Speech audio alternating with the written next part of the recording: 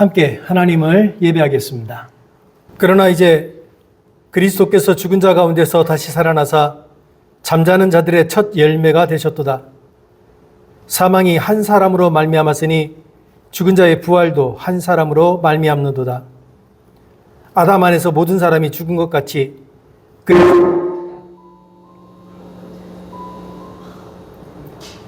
그리스도 안에서 모든 사람이 삶을 얻으리라. 살아계셔서 언제나 우리와 함께하여 주시는 하나님 아버지, 부활의 은총이 온 땅에 가득한 주일 아침에 모든 만물과 더불어 생명의 주인이 되신 하나님을 찬양합니다. 홀로 영광을 받아 주옵소서. 죽은 지 사흘 만에 죽음을 이기시고 다시 살아나셔서 첫 열매가 되신 예수님께 찬상과 영광과 존귀를 올려드립니다. 오늘 예배하는 우리에게도 부활의 산 소망으로 충만하게 채워 주옵소서. 우리의 중심에 부활의 신앙을 굳건하게 세워주시는 성령님, 견실하며 흔들리지 않고 더욱 주님의 일에 힘쓰는 자가 되도록 저희 모두를 이끌어 주옵소서. 사망 권세를 깨뜨리시고 부활하신 예수 그리스도의 이름으로 기원하옵나이다. 아멘.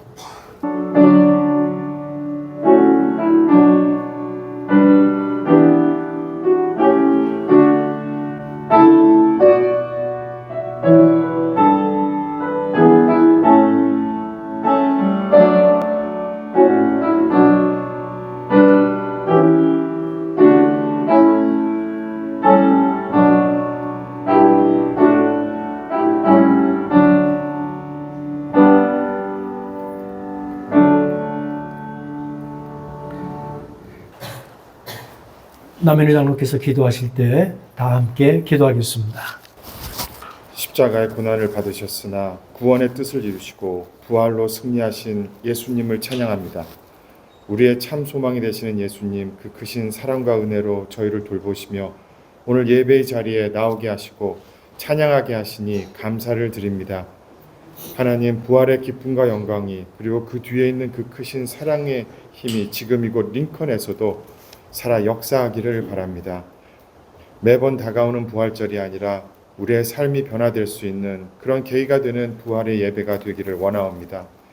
과거의 어둠과 아픔과 슬픔과 절망의 상징이던 무덤에서 이제는 나와서 열려진 문으로 보이는 빛을 바라보게 하시고 회복의 소망을 갖게 하시고 믿음의 길을 담대하게 갈 수 있게 도와주옵소서.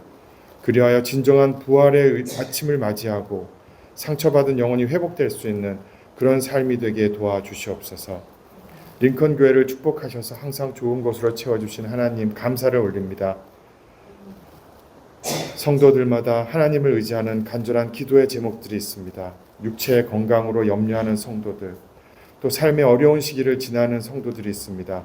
힘들고 고통스러운 아픔 중에서도 하나님의 선하신 도우심을 구하며 간절히 기도하고 있사오니 하나님께서 치유의 손을 펼쳐주시어 회복되는 은혜를 내려주옵소서. 청년의 때에 하나님을 알고 하나님을 사랑하는 마음으로 모인 성도들이 있습니다. 학업의 부담과 낯선 환경에 대한 두려움이 있고 외로움, 미래에 대한 불확실성에서 나오는 고민과 염려가 있습니다. 하나님 앞길을 열어주시고 담대함과 소명의식을 가지고 나아갈 수 있도록 도와주시옵소서. 하나님의 뜻과 섭리 가운데 이곳에 세우신 링컨 교회를 위해 기도합니다.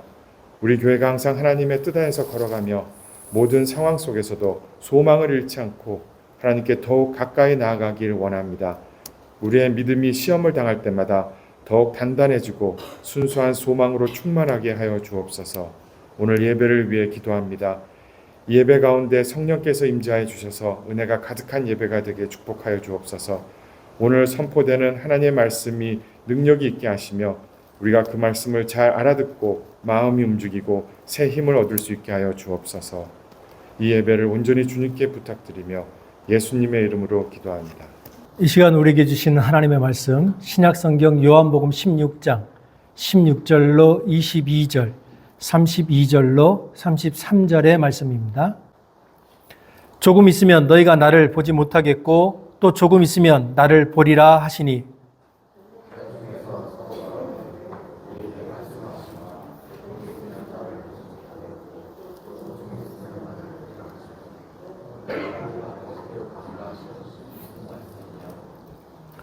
또 말하되 조금 있으면이라 하신 말씀이 무슨 말씀이냐 무엇을 말씀하시는지 알지 못하노나 하거늘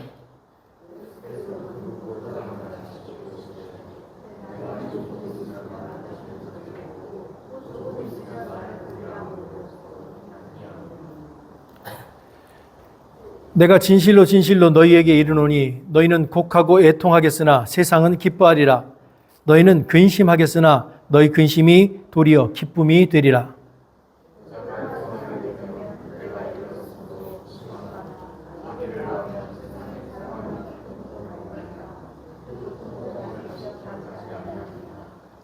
지금은 너희가 근심하나 내가 다시 너희를 보리니 너희 마음이 기쁠 것이요 너희 기쁨을 빼앗을 자가 없으리라.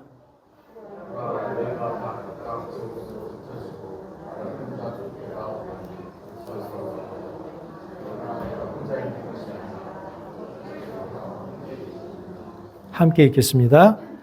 이것을 너희에게 이르는 것은 너희로 내 안에서 평안을 누리게 하려 함이라. 세상에서는 너희가 환난을 당하나 담대하라. 내가 세상을 이기었노라.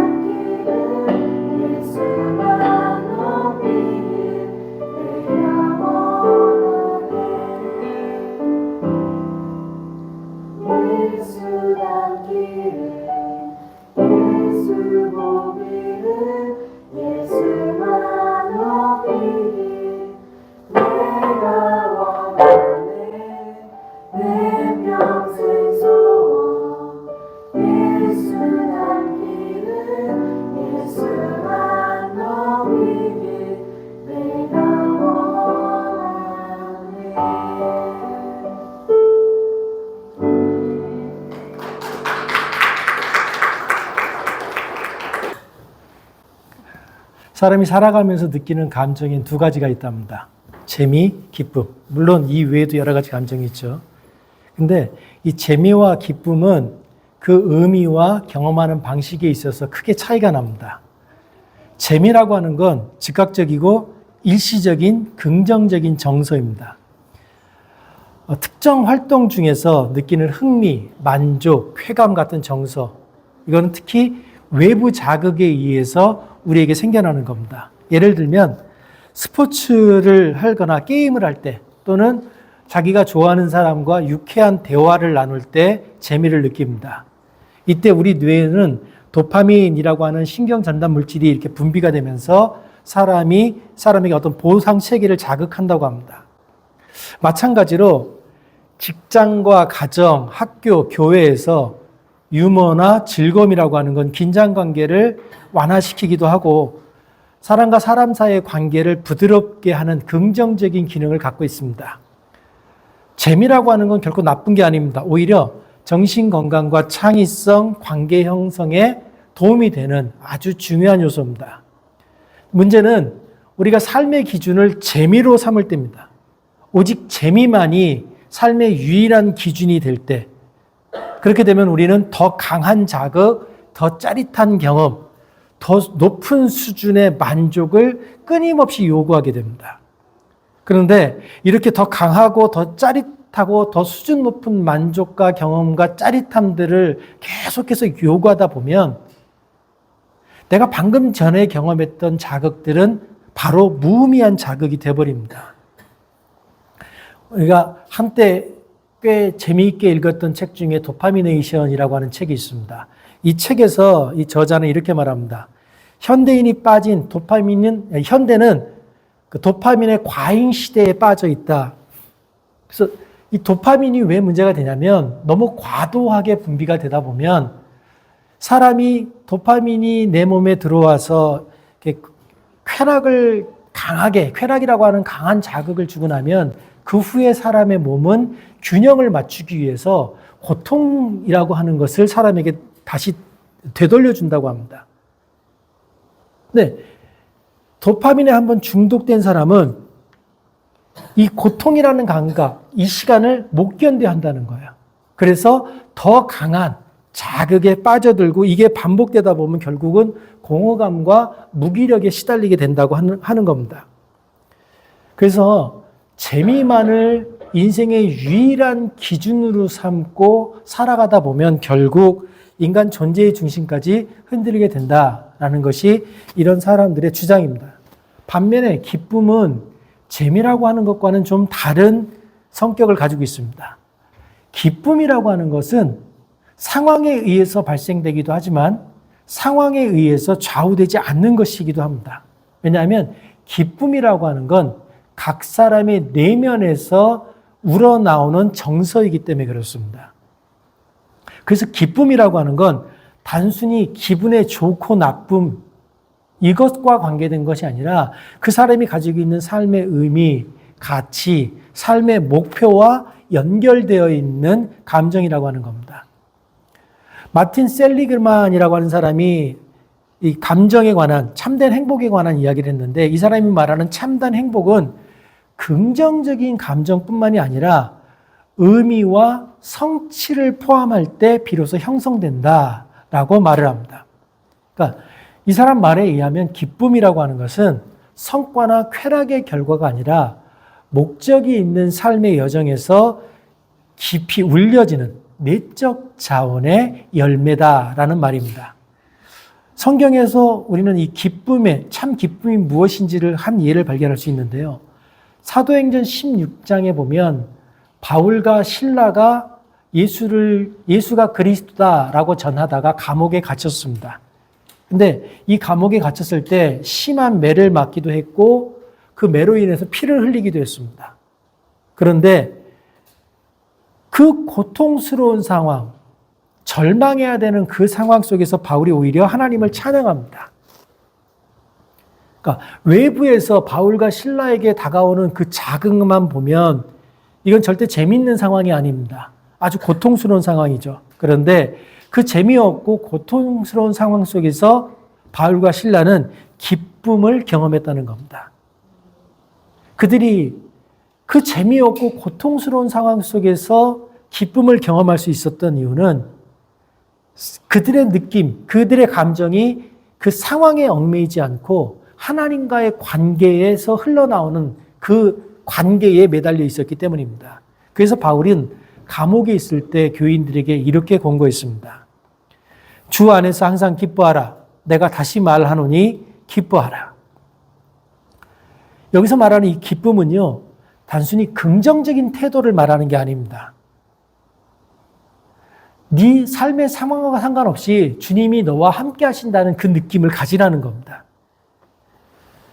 일상 속에서 우리는 얼마든지 재미있는 감정을 느낄 수 있습니다. 뭐 스포츠를 할 때도 그렇고 게임을 할 때도 그렇고 취미 생활을 하면서 우리 삶이 참 유쾌하게 흘러갈 수 있습니다. 그런데 바울의 고백은 이것과는 전혀 다릅니다.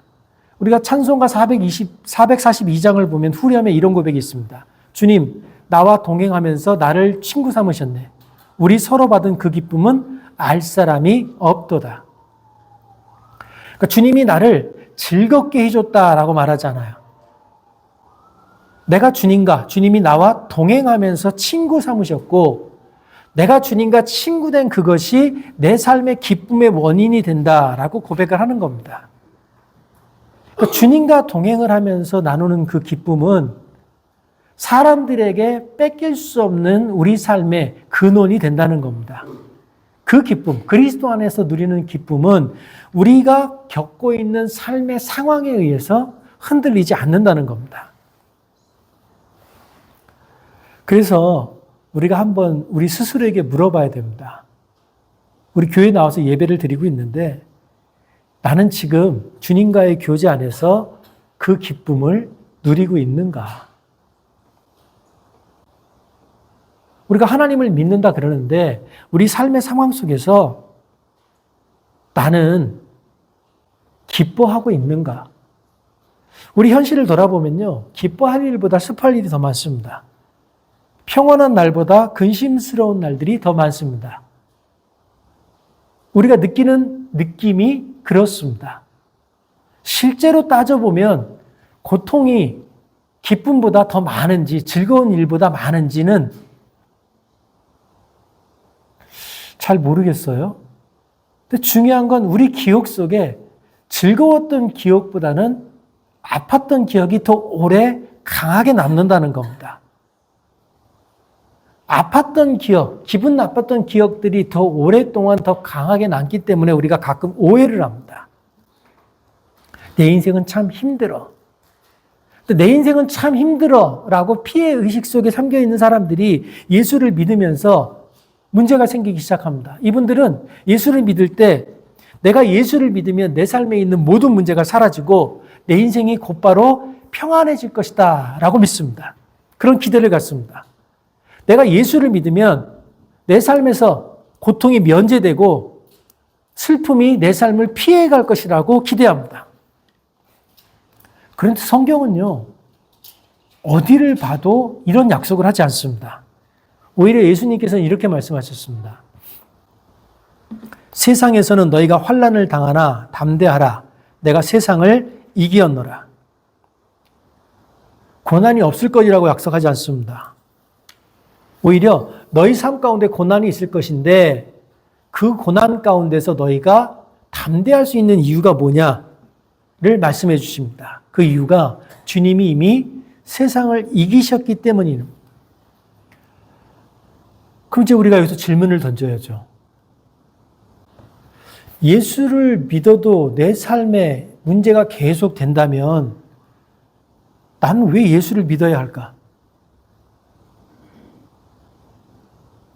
내가 교회에 나와서 하나님을 예배하고 봉사하고 헌금하고 그렇게 내 시간을 낭비해 가면서 하나님을 섬긴다고 하는데 그 모든 일을 함에도 불구하고 내 삶에 계속해서 고통이 계속될 거라면 나는 왜 교회를 나와야 할까?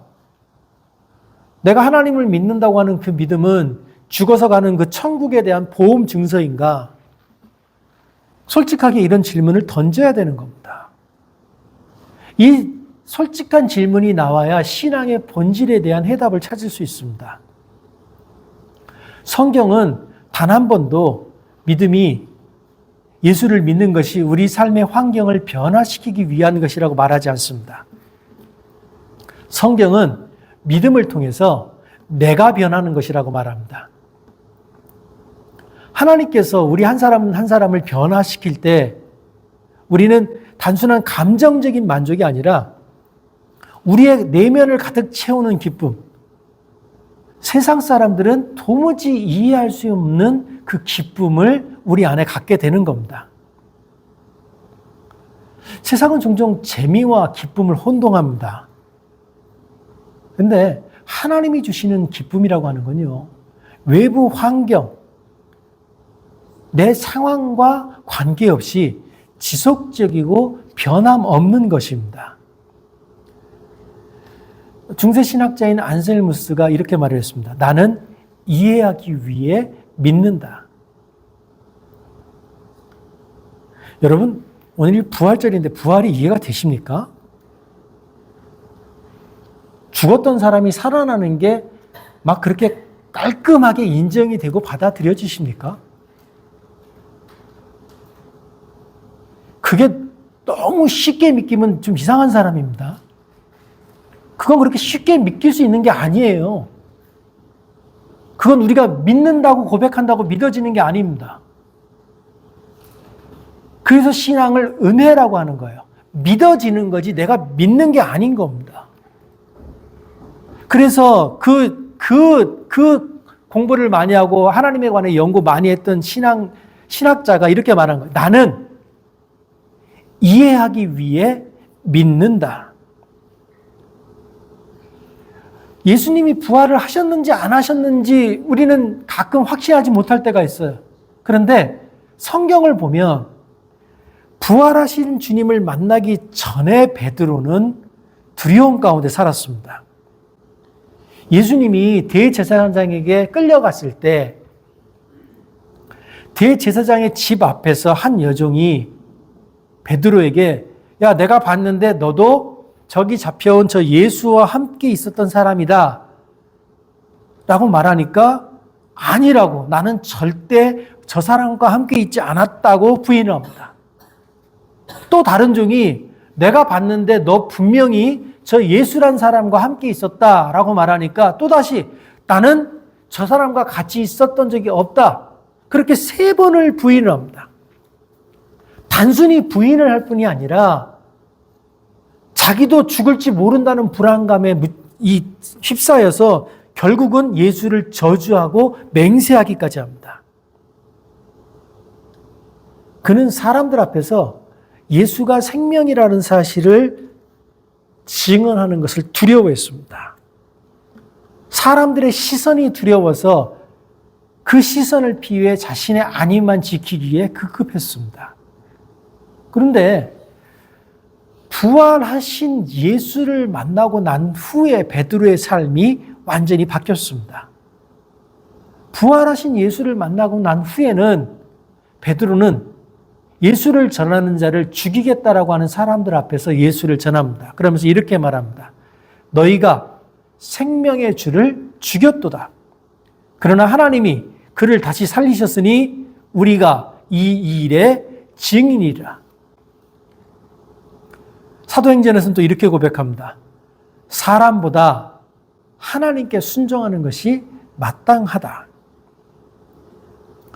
베드로의 환경이 달라진 게 아닙니다. 오히려 베드로의 환경은 점점 더 나빠지고 있었습니다. 그런데 베드로가 바뀌었습니다. 그리스도를 본받아라는 책에 이런 글이 나옵니다. 거룩한 영혼을 지닌 사람은 어떤 외부 환경도 두려워하지 않는다. 그는 내면의 평안으로 세상을 살아간다.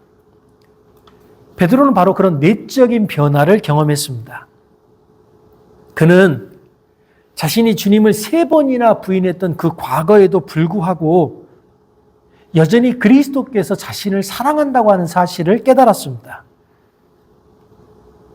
주님을 부인하고 자기 고향으로 돌아가 다시 물고기를 잡고 있는 베드로에게 부활하신 주님이 찾아오셔서 이렇게 말씀하셨어요.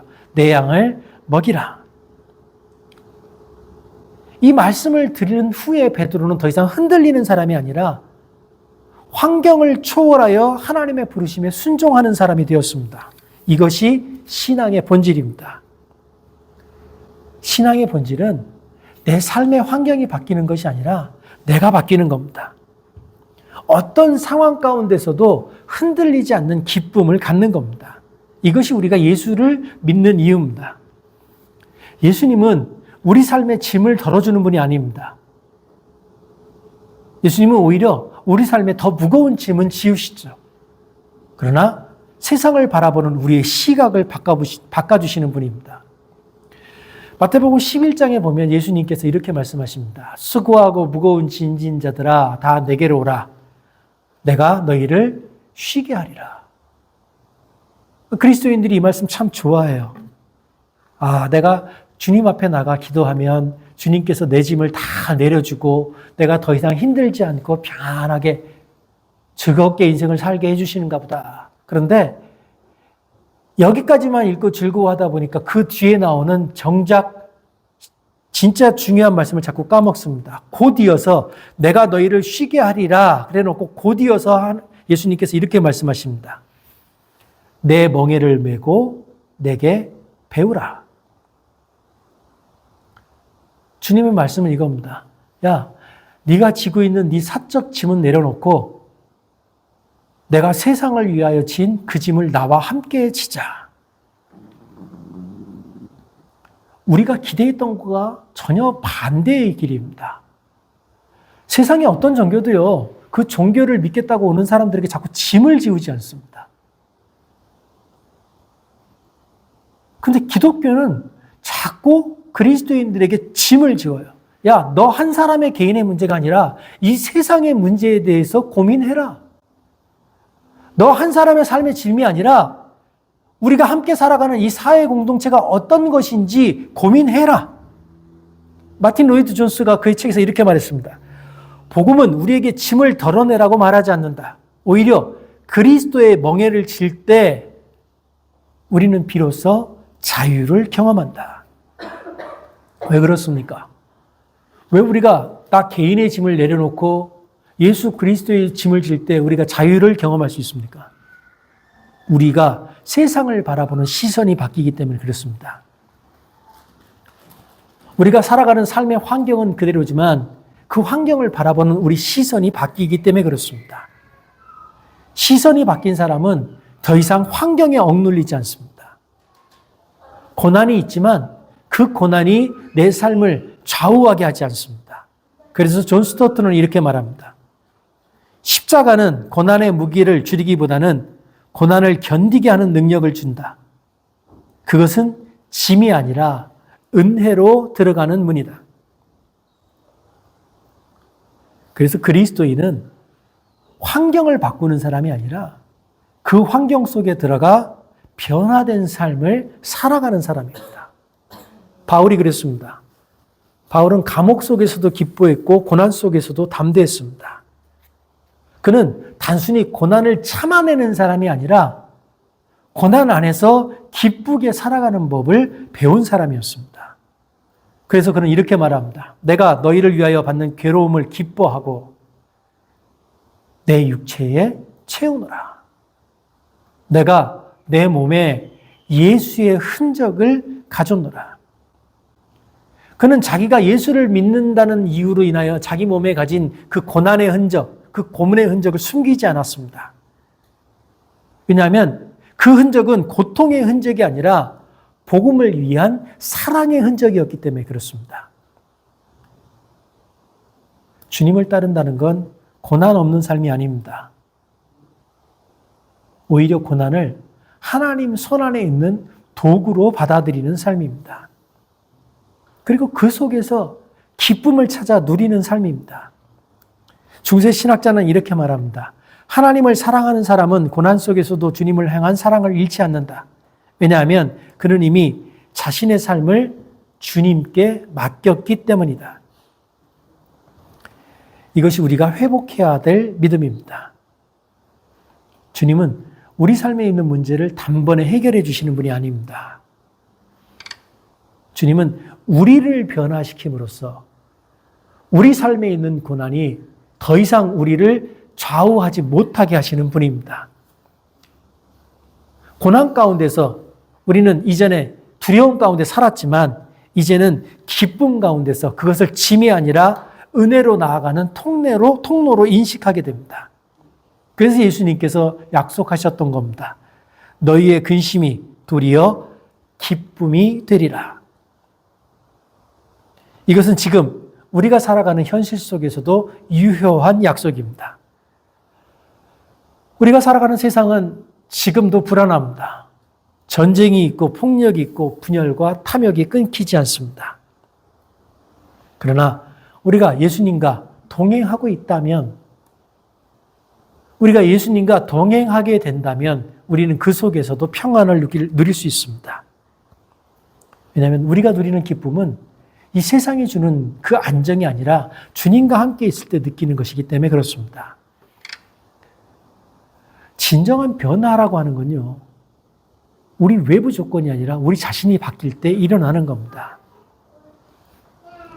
바울이 감옥에서도 기뻐할 수 있었던 이유는 그의 환경이 좋아졌기 때문이 아니라 그가 깊은 믿음을 가졌기 때문입니다. 믿는 자들, 우리는 환경에 휘둘리는 자가 아닙니다. 그 환경 속에서 믿음을 선택하는 사람들입니다. 우리가 하나님과 동행하며 가지는 그 기쁨은 세상의 불안보다 큽니다. 왜냐하면 주님이 주시는 기쁨은 변하지 않는 것이기 때문에 그렇습니다. 주님이 우리가 함께 하시며 기쁨을 주심에도 불구하고 우리는 그 기쁨을 제대로 깨닫지 못합니다. 주님이 주시는 그 기쁨을 제대로 깨닫지 못하기 때문에 주님이 주시는 그 기쁨을 제대로 깨닫지 못하는 우리들이, 그리고 제자들이 주님을 버리고 흩어져 도망갈 것이라고 주님은 아셨습니다. 제자들이 자신을 버리고 도망갈 것을 아셨던 그 주님이 그 순간에도 이렇게 말씀하셨습니다. 그럼에도 나는 혼자가 아니니 아버지께서 나와 함께 계시느니라. 우리도 마찬가지입니다. 우리가 그렇게 믿었던 우리 가족이 나를 떠날 때가 있습니다. 우리가 그렇게 믿었던 내 친구가 나를 배반할 때가 있습니다. 우리가 그렇게 신뢰했던 스승이 우리와 전혀 다른 길을 선택할 수 있습니다.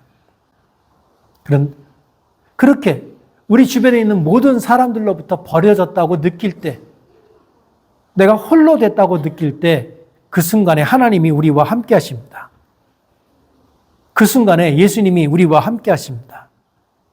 그 순간에 성령님이 우리와 함께 해 주십니다.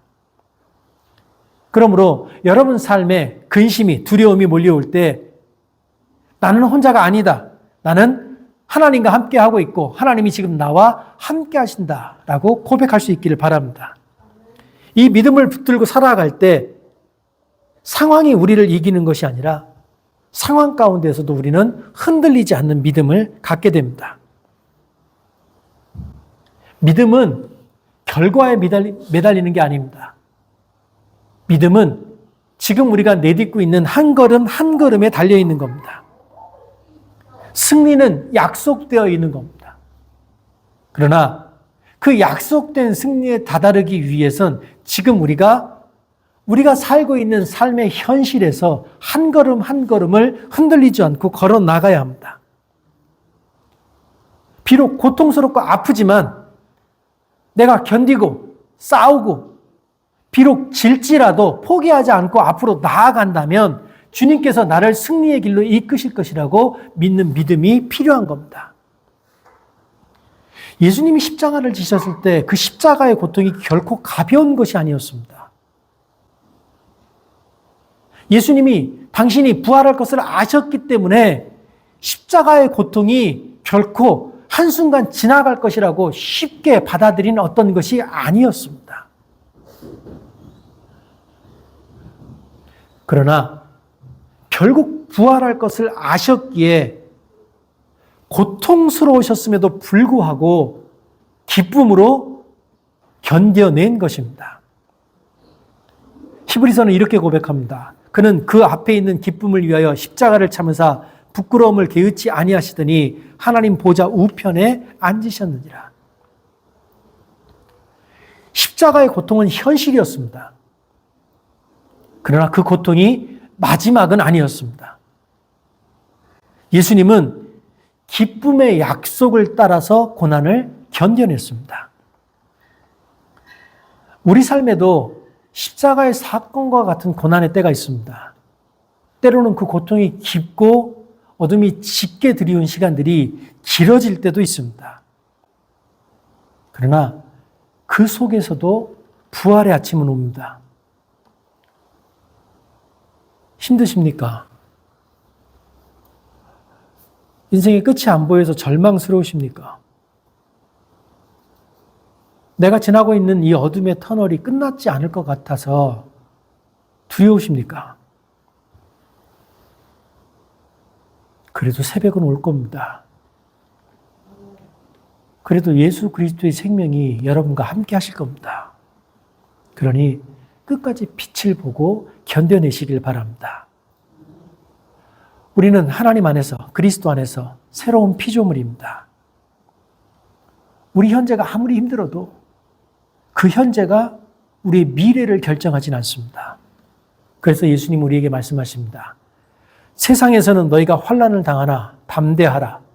내가 세상을 이기었노라. 우리가 지금 당하고 있는 고난이 현실입니다. 그러나 예수님이 약속하신 그 승리도 현실입니다. 그리고 우리는 그 승리에 이미 참여한 자들입니다.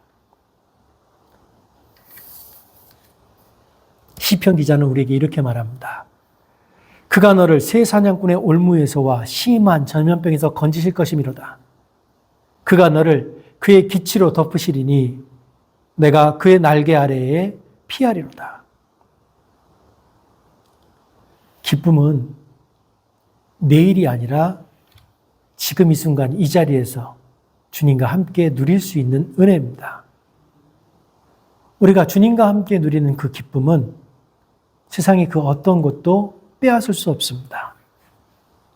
왜냐하면 주님이 부활하심으로 이 세상을 이기셨기 때문입니다. 부활하신 주님과 함께 기쁨 가운데 우리 인생을 살아갈 수 있기를 바랍니다. 기도하겠습니다.